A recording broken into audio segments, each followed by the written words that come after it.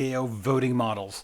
So these are a little bit different than the governing models, right? Voting is basically how you make sure governance happens. It also doesn't mean you have to stick with just one voting model. You can stick with other ones. You can do a hybrid. You can bring a couple different in. You can have different voting models depending on where you want to go or what you're doing. And there are some voting models that work better based on what kind of DAO you have, objections, dynamics, decentralization desire, and everything else. And you can do really complex models, weighted, quadratic, or you can do really simple ones, token weighted, or anything else. We're going to kind of walk you through some of these. Some of these are obviously going to be better for other kinds of voting than others, but again, it just all depends on what kind of DAO you're building, right? So the first one is probably the most common one is token weighted voting. The person with the most tokens or the block with the most tokens wins. And that's basically the more tokens you have, the more influence you have over the voting. Now, what's interesting about this is that it is more resistant to manipulation, as large token holders have to basically can't overshadow other people as long as they don't control 51% or more of the total vote. The minute any token holder controls 51% or more of the total vote, then it's no longer really decentralized. That entire DAO just became a person's. But what's interesting about this is that sometimes token weighted voting tends to fall into voting blocks, right? And sometimes these blocks can be antagonistic to each other. As long as the blocks continue to work for the DAO and not as a spoiler to hurt the other voting block, then you can still kind of make this work. But you really do kind of need to take a look at how this one works, because it really is very easy to form a voting block. It's hard to manipulate because there's always going to be someone that doesn't like it, right? But as long as it doesn't turn into a problem, you're in good shape. The other thing that's interesting too is you do need a minimum vote set for a quorum, and I would absolutely set that in. There's been a couple DAOs that did this and did not set a minimum vote and had a bunch of proposals go through on like a really small, shallow vote, or just with whatever was in the proxy system at the time. And they did do things that they really wanted to do, like the one that just had their treasury looted because of that, right?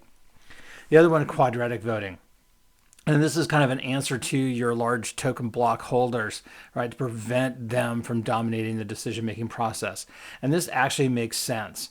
And the idea is that the more votes you cast, the more money it costs. And it just keeps on going up by quadratics. So if you cost 1, then it's 2, then it's 4, then it's 8, then it's 16. So it really incentivizes stakeholders to focus on the quality of the vote rather than the quantity. So it's kind of interesting. It just really kind of gives you more efficient outcomes and kind of wipes out that process of I've got 51% of the vote. Can really cost an awful lot of money out of the voter's pocket that the DAO doesn't pay for this. The voter does. Now, the problem with that is that if it's going to cost me to vote, I'm not going to vote. So you may end up not getting people voting because the voting process may be too costly for them to even bother trying to vote. So there's some pushback on this one, right?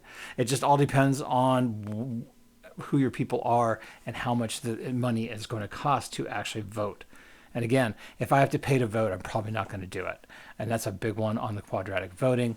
I like delegate voting. I'm a big fan of this one because you're going to have to do something, not only with people that don't vote or don't intend to vote or don't want to vote, but it allows me to say, hey, I'm going to trust you, expert. Again, I'm not a financial expert. I don't know how to control or manage a multi-million-dollar treasury.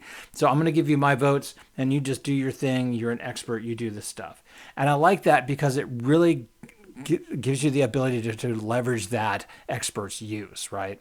And then if I don't like what the expert's doing anymore, or I don't like what they're doing, I don't like where the thing is going, I can take my delegation back. It's not permanent, right? So I can remain in control, but still benefit from those experts as part of the process. So I really like delegate voting. The other thing that delegate voting solves for me as well is people who don't vote. If they have a voting token and they don't vote, won't vote, can't vote, then I'm going to set up a proxy system for them, a delegation that will approve whatever process that is going to be, but I also need to make sure that that delegate doesn't become more than 51% of the total voting count either. So there's some stuff that you really want to make sure of when you're doing this, that again, like token weighted, you don't get into an immutable block that can't be voted around, right? Unless something changes. So delegate voting can be really interesting because it kind of artificially enforces a large voting block, and that can be a problem, especially if you're using don't vote, can't vote as part of that. Now, ranked choice, this is interesting, but it requires a lot of participation on the part of people. And if you have a lot of choices, you're going to have a lot of votes because iteratively, proposals are eliminated until we get to the one that we really want. So you don't have a winner on the first vote, maybe on the second vote, maybe on the third vote. You may get there by the fourth vote. It just depends on how many proposals are there. Right? So this will keep that idea of the majority of voters selecting the most preferred option even if you only have a few options, right? So it's kind of proportional representation. It can be used in trying to set up, say you need an oversight board, right? And we know it's a DAO, we know it's decentralized, but you still need people to do day-to-day operations in some regards or some respects, monitoring, security. If someone is running for that office, right, you could use this ranked choice voting for people who are running for offices or for certain set things that need to happen within the DAO, maybe an employee, maybe the person that monitors the performance of the contract and make sure that it works okay. This would work for internal voting. I wouldn't use this for where we're going to invest, right? I would do something a little bit different than that. And that's where we get into participatory budgeting. So this is a voting process where you get to control funds, right? And you remove that central authority, but it gives token holders the ability to allocate resources directly to specific initiatives or projects. Now, this is really kind of cool because it gives you some really transparent budgeting, right? And all participants can vote and propose on which initiatives to fund. So this would go really nicely if you're doing something like a charity, a social, or a political DAO, right, on that process, because token holders will allocate resources. So if I come in and say I want to do P-Patch, I want to give to this theater, I want to give to this social group, I want to give to this food bank, everyone can vote.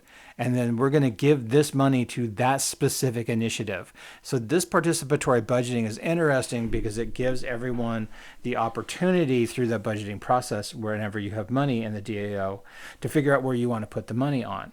So ranked choice is good here, right? If you have to have people in, but participatory budgeting is really cool if you run a social or a charitable DAO, because now you can pick and choose where you want to go. And it also kind of works for a collection as well, because if I want to buy this NFT or I want to buy this piece of art, you can do this process that way. And then finally, conviction voting. So this is almost like staking, and this is more long-term, right? So if you say, I want to buy AMD or NVIDIA or Intel, and I'm going to hold on to this vote for this until, the Intel gets to a certain point, then I'm going to go higher. Time-based voting. The longer you are voting yes for this particular thing, the longer the proposal is supported, the more influence you have and that proposal has. So it's kind of that long-term commitment. How long do I want to hold an investment for? And this works really, really, really well for investment kinds of DAOs, right? Where you've got different proposals for different things that you want to buy and hold, buy and sell, however you want to do it. You can set it up. You can also kind of do this via algorithm, right? So the longer the proposal is supported, the more influence it gains. If it gets below that, you can do an automated sell as long as it's within that price range that you set. So there's some things you can do with conviction voting that are a little bit more automated. So those are your big core voting models, right? Token, quadratic, delegate, ranked choice, participatory, and conviction. And all of them have a different place, and you don't have to pick just one. You can pick multiple ones if you want, right? So for someone like delegate voting would work really well for an investment. Participatory budgeting works really, really well for collection and social. Conviction voting would work really, really well for investment. Ranked choice would work really, really well if you're going to turn around and do like voting on who gets to fill out what board members as part of the DAO process. If you form it like a regular company and then do a sub formation for the DAO itself, You can have some really interesting mixes and matches with this one that can be actually really kind of fun to work out on how that process would work. But the voting is really kind of neat. That's it for this lecture. I will see you in the next one.